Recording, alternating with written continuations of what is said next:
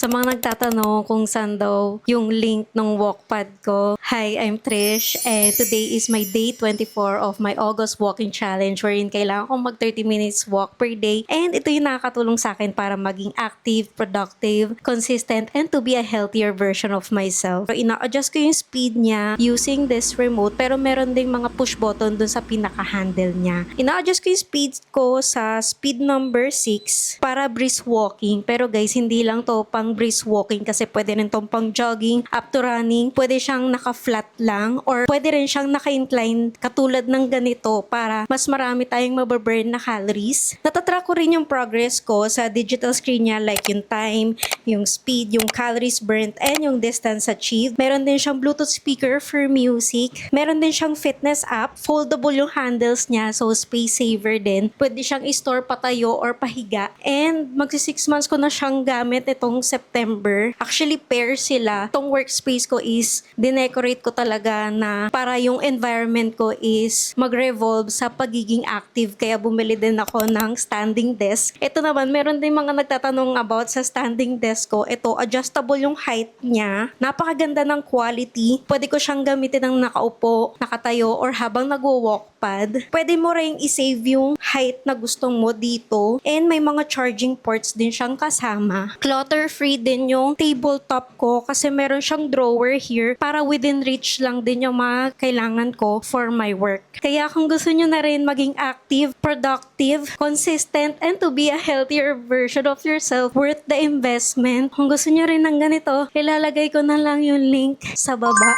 And I'll see you on my day 25.